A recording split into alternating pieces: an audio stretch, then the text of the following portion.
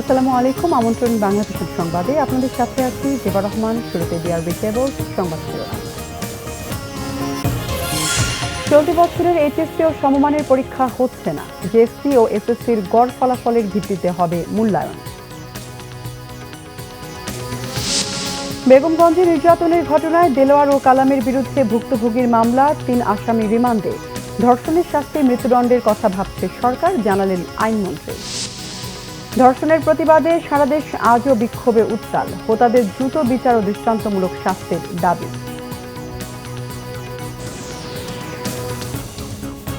দেখছিলেন বিআরবি কেবল সংবাদ শিরোনাম, এবার বিস্তারিত সংবাদ।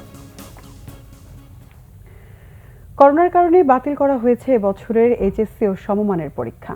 জেএসসি ও এসএসসি পরীক্ষার গড় ফলাফলের ভিত্তিতে চলতি বছরের পরীক্ষার্থীদের মূল্যায়নের সিদ্ধান্ত নিয়েছে সরকার।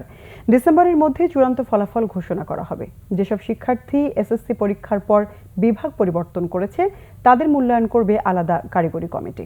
সংবাদ সম্মেলনে জানিয়েছেন শিক্ষামন্ত্রী। 2020 সালের এইচএসসি পরীক্ষা সরাসরি গ্রহণ না করে একটু ভিন্ন পদ্ধতিতে মূল্যায়নের আমরা সিদ্ধান্ত গ্রহণ করেছি। এইচএসসি পরীক্ষার্থী তারা প্রত্যেকেই দুটি পাবলিক পরীক্ষা অতিক্রম করে এসেছে, জেএসসি এবং এসএসসি। সেই দুটি পরীক্ষায় তাদের যে ফলাফল সেটির গড় অনুযায়ী আমরা এই এইচএসসি তে তাদের ফলাফল নির্ধারণ করবার কথা আমরা সিদ্ধান্ত নিয়েছি। আর আমরা আশা করছি যে আমরা এই সকল বিষয়কে বিবেচনায় নিয়ে আমরা এই বছরের ডিসেম্বরের মধ্যেই আমরা আমাদের চূড়ান্ত ফলাফল আমরা ঘোষণা করব ইনশাআল্লাহ। এটা সারা পৃথিবীব্যাপী একটা বিষয়। এটা শুধুমাত্র যে আমরা এইভাবে মূল্যায়ন করছি সেটা নয়, আমরা এটা ইন্টারন্যাশনাল প্র্যাকটিস, বেস্ট প্র্যাকটিস দেখে আমাদেরকে টেকনিক্যাল কমিটি সেটা পূর্ণাঙ্গ মূল্যায়নটা কিভাবে করা হবে সেটা জানানো হবে।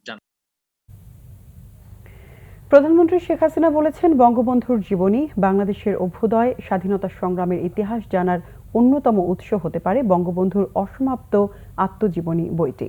সকালে বঙ্গবন্ধুর লেখা অসমাপ্ত আত্মজীবনী বইটি ব্রেইল পদ্ধতিতে প্রকাশ অনুষ্ঠানে তিনি একথা বলেন। সমাজ কল্যাণ মন্ত্রণালয় ব্রেইল পদ্ধতিতে বইটি প্রকাশ করেছে। ৭৫-এর 15ই আগস্টের পর ইতিহাস বিকৃত করে 52'র ভাষা আন্দোলনে এবং বাংলাদেশের স্বাধীনতা আন্দোলনে বঙ্গবন্ধুর সকল ভূমিকা মুছে ফেলা হয়েছিল। বঙ্গবন্ধুর খুনিদের পুরস্কৃত করে বিভিন্ন দূতাবাসে চাকরি দিয়েছিলেন জিয়াউর রহমান। প্রধানমন্ত্রী বলেন, বাংলাদেশের স্বাধীনতার পেছনে বঙ্গবন্ধুর যে সংগ্রাম তা উঠে এসেছে অসমাপ্ত আত্মজীবনী বইটিতে। অন্য সবার মতো সমাজের মূল্যবান অংশ দৃষ্টি প্রতিবন্ধীরাও যাতে এই ইতিহাস জানতে পারে সেজন্য ব্রেইল পদ্ধতির বইটি গুরুত্বপূর্ণ ভূমিকা পালন করতে পারে বলে আশাবাদী প্রধানমন্ত্রী। নোয়াখালীর বেগমগঞ্জে গৃহবধূ নির্যাতনের ঘটনায় 2 মামলার আসামি মাইনুদ্দিন সাজুর 3 দিন করে 6 দিন ও আনোয়ার হোসেন সোহাগ ও রাসেলকে পর্নোগ্রাফি মামলায় 2 দিন করে রিমান্ড মঞ্জুর করেছে আদালত। দুপুরে নোয়াখালী চিফ জুডিশিয়াল ম্যাজিস্ট্রেট আমলি আদালত 3-এর বিচারক মাসফিকুল হক আসামিদের এই রিমান্ডের আদেশ দেন। 2 মামলায় মাইনুদ্দিন সাজুর 3 দিন করে 6 দিনের রিমান্ড মঞ্জুর হয়।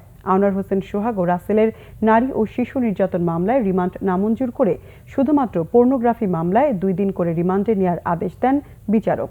এদিকে মঙ্গলবার রাতে বেগমগঞ্জ মডেল থানায় নারী ও শিশু নির্যাতন দমন আইনে দেলোয়ার বাহিনীর প্রধান দেলোয়ার হোসেন ও তার সহযোগী আবুল কালামের বিরুদ্ধে ধর্ষণের মামলা করেন নির্যাতিতা গৃহবধূ।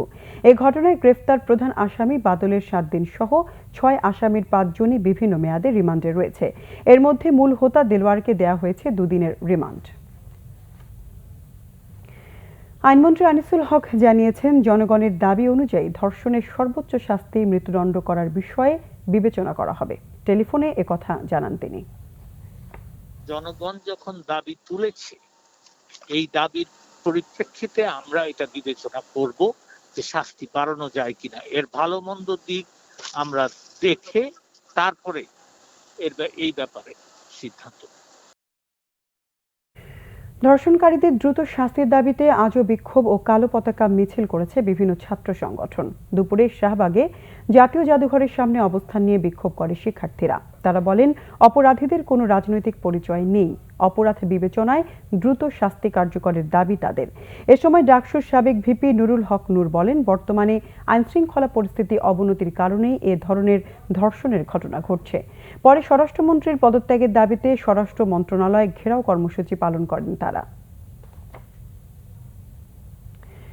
এদিকে দেশব্যাপী ধর্ষণ ও নারী নির্যাতনের প্রতিবাদ ও ধর্ষণ কাণ্ডের হোতাদের দ্রুত বিচার ও দৃষ্টান্তমূলক শাস্তির দাবিতে মিছিল, মানববন্ধন ও সমাবেশ করেছে বিভিন্ন স্কুল, কলেজ, বিশ্ববিদ্যালয়, শিক্ষার্থী সহ বিভিন্ন সংগঠন।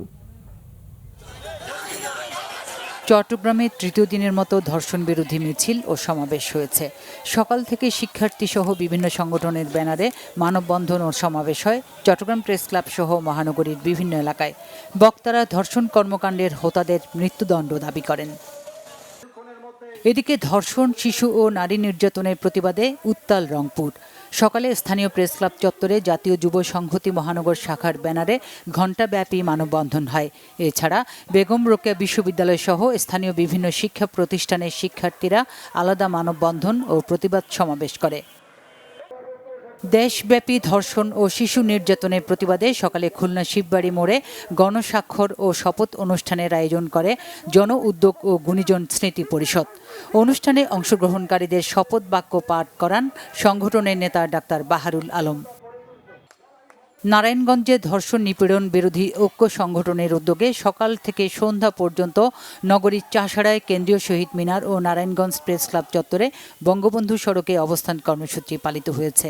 পরে শহীদ মিনারে বিক্ষোভ সমাবেশে বক্তব্য রাখেন নারায়ণগঞ্জ সাংস্কৃতিক জোটের নেতারা।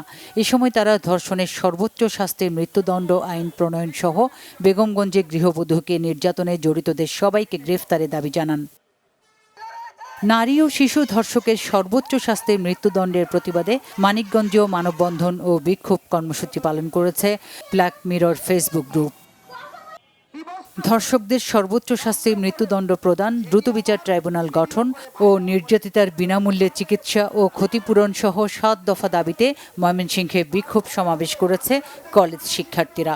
দুপুরে নগরীর টাউন হল শহীদ সৈয়দ নজরুল ইসলাম চত্বরে আনন্দমোহন সরকারি কলেজ সহ বিভিন্ন কলেজের শিক্ষার্থীরা রাস্তায় অবস্থান নিয়ে বিক্ষোভ করেন। দেশব্যাপী যৌন নিপীড়ন ও ধর্ষণের বিরুদ্ধে রাজশাহীতে দ্বিতীয় দিনের মতো মানববন্ধন ও বিক্ষোভ সমাবেশ হয়েছে। সকালে মহানগরীর সাহেববাজার জিরো পয়েন্টে এর আয়োজন করা হয়। এদিকে ধর্ষণের প্রতিবাদ ও ধর্ষকদের সর্বোচ্চ শাস্তি দাবিতে উত্তাল বরিশাল নগরীও। সকাল থেকে মানববন্ধন, প্রতিবাদী অবস্থান কর্মসূচি, সাইকেল র্যালি করেছে বিভিন্ন সামাজিক রাজনৈতিক সংগঠন ও শিক্ষার্থীরা। নোয়াখালীর বেগমগঞ্জ ও সিলেটে গণধর্ষণের প্রতিবাদে পটুয়াখালীর কলাপাড়ায় সর্বস্তরের ছাত্র জনগণ এবং গ্র্যাজুয়েট ক্লাবের সদস্যরা বিক্ষোভ মিছিল ও প্রতিবাদ সভা ও মানববন্ধন করেছে। বিক্ষোভ মিছিল শেষে কলাপাড়া প্রেস ক্লাব চত্বরে অনুষ্ঠিত হয় প্রতিবাদ সভা। যশোরে ধর্ষণ নিপীড়ন বিরোধী ছাত্র জনতা শাখার উদ্যোগে দুপুরে জেলা প্রেস ক্লাবের সামনে মানববন্ধন হয়েছে। এ সময় বক্তারা বলেন, সারা দেশের ধারাবাহিক ধর্ষণের ঘটনার সঙ্গে কোনো না কোনো ক্ষমতাবান ব্যক্তি বা গোষ্ঠী সম্পৃক্ত। ঝিনাইদহে সকালে শহরের পোস্ট অফিস মোড়ে ঘণ্টাব্যাপী মানববন্ধনের আয়োজন করে জেলা সম্মিলিত সাংস্কৃতিক জোট। এদিকে ব্রাহ্মণবাড়িয়া প্রেস ক্লাবের সামনে জেলা সচেতন ছাত্র সমাজের মানববন্ধনে বক্তারা দায়ীদের দ্রুত বিচার ও দৃষ্টান্তমূলক শাস্তির দাবি জানান। ধর্ষকদের ফাঁসির দাবিতে নাটোর, পাবনা ও কুড়িগ্রামে বিভিন্ন শিক্ষা প্রতিষ্ঠানের শিক্ষার্থীরা মানববন্ধন করেছে। Sucharita Suchi, Bangla vision news desk. Sylhet MC college ছাত্রাবাসে গণধর্ষণের দায় স্বীকার করে ৮ আসামির দেয়া জবানবন্দিতে ফুটে উঠেছে নারকীয় এ ঘটনার বীভৎসতা। আলোচিত এই মামলার চার্জশিট ও বিচার দ্রুত শেষ করে ধর্ষকদের দৃষ্টান্তমূলক শাস্তি নিশ্চিতের দাবি সিলেটবাসীর। সিলেট থেকে দীপু সিদ্দিকের রিপোর্ট। আলোকিত মানুষ গড়ার সূতিকাগার সিলেট এমসি কলেজে 25 সেপ্টেম্বর ইতিহাসের জঘন্যতম ঘটনার জন্ম। স্বামীর সাথে বেড়াতে যাওয়া গৃহবধূকে তুলে নিয়ে স্বামীকে আটকে কলেজ ছাত্রাবাসে গণধর্ষণ করে ছাত্রলীগ নেতাকর্মীরা। আলোচিত এ মামলায় ৮ আসামিকে গ্রেপ্তার করে রিমান্ডে নেয় পুলিশ। আদালতে স্বীকারোক্তি দেয় ছাত্রলীগ নেতা সাইফুর রহমান, অর্জুন লস্কর, রবিউল ইসলাম রাজন, আইনুদ্দিন, মাহবুবুর রহমান রনি, মাহফুজুর রহমান মাসুম ও তারিকুল ইসলাম। দ্রুত নির্ভুল চার্জশিট দেওয়ার দাবি সিলেটবাসীর।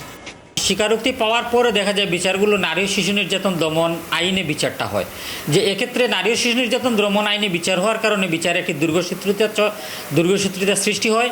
অনেক ক্ষেত্রে বিচার বিলম্বিত হওয়ার কারণে ন্যায় বিচার থেকে আমরা বঞ্চিত হই। চার্জশিটটা যেন ফাঁক ফুকর মেরে করা হয়, কিদেরকে যদি যথাযথভাবে আদালতে উপস্থাপন করা হয় তাহলে আদালত সেটা ন্যায় বিচার করতে পারবে। ন্যাক্কারজনক এ ঘটনার সকল আসামি স্বীকারোক্তি দিলেও বিচার পাওয়া নিয়ে সংশয়ে সিলেটের সাধারণ মানুষ। যদি কোনো ধরনের ফাঁকফোকর থাকে তাইলে ওরা বেরিয়ে আসার সম্ভাবনা থাকে। দ্রুত বিচার আইনে এটা বিচার করা দরকার এবং এমন শাস্তি হওয়া দরকার যার সারা বাংলাদেশ সমাজ যাতে দেখতে পারে এবং বুঝতে পারে, আর যাতে পরবর্তীতে যাতে আর কোনো ঘটনা যাতে না ঘটে। শিক্ষা প্রতিষ্ঠান কলুষিত করা দুর্বৃত্তদের ফাঁসি চান বিশিষ্টজনরা। এই রায়টা যেন আমাদের রাষ্ট্রের সর্বোচ্চ রায়, ফাঁসির রায় যেন হয় এবং এটা যেন আগামী 5 মাসের ভিতরে হয়, 2 মাসের ভিতরে হয়, সেটা আমরা দেখতে চাই। আরো যারা প্রতিনিয়ত দর্শন করার চেষ্টা করছে, দর্শন করে যাচ্ছে, তারা যেন একটা বার্তা পায় যে এই ধরনের ঘটনা ঘটালে এই বাংলার মাটিতে দর্শকদের কোনো ঠাঁই হবে না। ধর্ষকদের দৃষ্টান্তমূলক শাস্তির অপেক্ষায় সিলেটবাসী। Banglavision news desk. কক্সবাজারের কুতুপালং ক্যাম্পে রোহিঙ্গাদের 2 গ্রুপের সংঘর্ষে 4 জন নিহতের পর পরিস্থিতি আরও থমথমে। আধিপত্য বিস্তার নিয়ে উত্তেজনা আরও বেড়েছে। মঙ্গলবার সন্ধ্যায় সংঘর্ষের এ ঘটনা ঘটে। বুধবার সকালে 4 জনের মৃতদেহ কক্সবাজার জেলা সদর হাসপাতালে ময়নাতদন্তের জন্য নেওয়া হয়েছে। নিহতরা সবাই রোহিঙ্গার শীর্ষ সন্ত্রাসী মুন্না গ্রুপের সদস্য বলে জানা গেছে। নিহতদের মধ্যে মুন্নার ভাই গিয়াস উদ্দিনও রয়েছে। নিরাপত্তার কারণে কুতুপালং ক্যাম্প 2 থেকে 400 পরিবারকে ক্যাম্প 8-এ সরিয়ে নিয়েছে প্রশাসন। রোহিঙ্গারা জানায় ক্যাম্পে ইয়াবা পাচার, চাঁদাবাজি, অপহরণ নিয়ে রোহিঙ্গা সন্ত্রাসী মুন্না বাহিনীর সাথে আরেক সন্ত্রাসী বাহিনীর দীর্ঘদিন ধরে সংঘর্ষ চলছিল। এরই জেরে মঙ্গলবার সন্ধ্যায় উভয় পক্ষের মধ্যে আবারও সংঘর্ষ বাধে। 1 ঘণ্টা থেমে থেমে গোলাগুলি হয়। ঘটনার সত্যতা নিশ্চিত করেছেন রোহিঙ্গা ক্যাম্পের দায়িত্বে থাকা 14 আর্মড পুলিশ ব্যাটালিয়ন APBN এর অধিনায়ক আতিকুর রহমান। বর্তমানে পরিস্থিতি নিয়ন্ত্রণে রয়েছে বলেও জানান তিনি। এর আগে 4 অক্টোবর 2 গ্রুপের সংঘর্ষে ইমাম শরীফ ও শামসুল আলম নামের 2 জন নিহত হয়।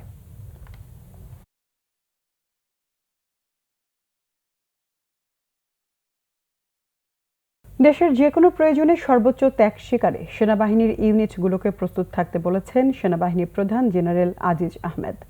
বুধবার কুমিল্লা সেনানিবাসের MR চৌধুরী প্যারেড গ্রাউন্ডে সেনাবাহিনীর 33 পদাতিক ডিভিশনের 6টি ইউনিটের রেজিমেন্টাল কালার প্রদান অনুষ্ঠানে তিনি একথা বলেন। অনুষ্ঠানে সেনাবাহিনীর প্রধানকে অভ্যর্থনা জানান 33 পদাতিক ডিভিশনের GOC major general Ahmed Tabrez Shams Chowdhury. সেনাপ্রধান কর্মদক্ষতা, কঠোর পরিশ্রম ও কর্তব্যনিষ্ঠার স্বীকৃতি স্বরূপ প্রাপ্ত পতাকার মর্যাদা রক্ষায় সর্বোচ্চ ত্যাগ স্বীকারে ইউনিট সমূহকে প্রস্তুত থাকতে নির্দেশনা প্রদান করেন।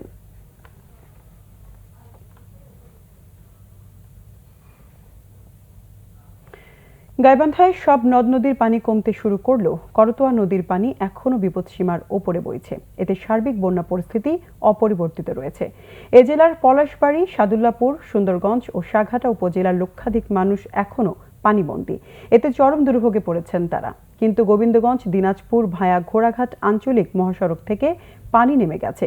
তবে বিভিন্ন জায়গায় ক্ষতিগ্রস্ত থাকায় এখন ভারী যানবাহন চলাচল বন্ধ রেখেছে প্রশাসন। এছাড়া উপজেলা স্বাস্থ্য কমপ্লেক্সে পানি থাকায় দুর্ভোগে পড়েছে চিকিৎসক ও রোগীরাও। দেশের বিভিন্ন জায়গার আরো কিছু খবর নিয়ে এবার একটি ডেস্ক রিপোর্ট দেখুন। চট্টগ্রামের কালুরঘাট সেতু নির্মাণ কাজ আগামী বছরের জানুয়ারির দিকে শুরু হতে পারে বলে জানিয়েছেন রেলপথ মন্ত্রী নুরুল ইসলাম সুজন। সকালে চট্টগ্রামের কর্ণফুলী নদীর ওপর প্রস্তাবিত রেল সেতু নির্মাণ স্থান পরিদর্শন শেষে তিনি সাংবাদিকদের একথা জানান। এ সময় তিনি বলেন, রেলের নিয়োগে আইন নিয়ে যে জটিলতা ছিল তা অর্ডিন্যান্সের মাধ্যমে বাতিল করা হয়েছে। প্রধানমন্ত্রী শেখ হাসিনার সহযোগিতা পেল ঝিনাইদহের কালীগঞ্জের মানসিক প্রতিবন্ধী তার সদ্যজাত কন্যা শিশু ও আশ্রয়দাতা। সকালে কালীগঞ্জ উপজেলা স্বাস্থ্য কমপ্লেক্সে গিয়ে প্রধানমন্ত্রী দেয়া নগদ 55,000 টাকা ও একটি ব্যাটারি চালিত ভ্যান পৌঁছে দেন ঝিনাইদহের জেলা প্রশাসক সরোজ কুমার নাথ। গত সপ্তাহে কালীগঞ্জের মায়াধরপুর গ্রামে রাস্তার পাশ থেকে অন্তঃসত্ত্বা ও মানসিক প্রতিবন্ধী নারীকে নিজ বাড়িতে আশ্রয় দেন ওই গ্রামের দিনমজুর আমজাদ আলী। ড্রোপ টেস্টে কেউ মাদক সেবনকারী প্রমাণিত হলে তার বিরুদ্ধে ব্যবস্থা নেওয়া হবে বলে জানিয়েছেন রাজশাহীর নবাগত police super ABM Masud Hossain.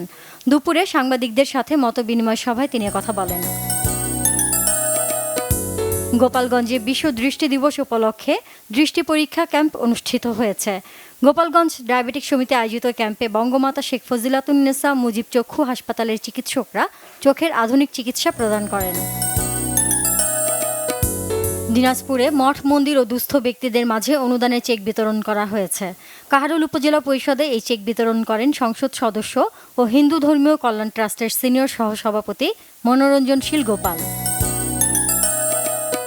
Faridpur চিনিকলের অবসরপ্রাপ্ত শ্রমিক কর্মচারীদের গ্র্যাচুইটি, মজুরি কমিশনের বকেয়া ও প্রভিডেন্ট ফান্ডের টাকা পরিশোধের দাবিতে মানববন্ধন হয়েছে। সকালে মধুখালী রেলগেট এলাকায় ঘণ্টাব্যাপী কর্মসূচি পালন করেন অবসরপ্রাপ্ত শ্রমিক ও কর্মচারীরা। গাজীপুরে স্থানীয় প্রিন্ট ও ইলেকট্রনিক মিডিয়ায় কর্মরত সাংবাদিকদের সাথে মতবিনিময় সভা করেছেন মেট্রোপলিটন পুলিশের নবনিযুক্ত কমিশনার খন্দকার লুৎফুল কবির। দুপুরে কমিশনার কার্যালয়ের সম্মেলন কক্ষে এই মতবিনিময় সভা অনুষ্ঠিত হয়। জেলা স্বেচ্ছাসেবক দলের কমিটি বাতিল করে রাজপথের পরীক্ষিত যোদ্ধা দিয়ে কমিটি গঠনের দাবিতে বিক্ষোভ মিছিল হয়েছে সাতক্ষীরায়। সদর উপজেলা ও শহর স্বেচ্ছাসেবক দলের ব্যানারে দুপুরে শহরের সঙ্গীতা মোড়ের সাতক্ষীরা কালীগঞ্জ মহাসড়কে এই কর্মসূচি হয়। Bangla vision news desk. সংবাদ শেষ করব বিআরবি কেবল শিরোনামগুলো আরেকবার জানেন। চলতি বছরের এইচএসসি ও সমমানের পরীক্ষা হচ্ছে না। জেএসসি ও এসএসসির গড় ফলাফলের ভিত্তিতেই হবে মূল্যায়ন। বেগমগঞ্জে নির্যাতনের ঘটনায় দেলোয়ার ও কালামের বিরুদ্ধে ভুক্তভোগীর মামলা, 3 আসামি রিমান্ডে। ধর্ষণের শাস্তির মৃত্যুদণ্ডের কথা ভাবছে সরকার, জানালেন আইনমন্ত্রী। ধর্ষণের প্রতিবাদে সারা দেশ আজও বিক্ষোভে উত্তাল। হোতাদের দ্রুত বিচার ও দৃষ্টান্তমূলক শাস্তির দাবি।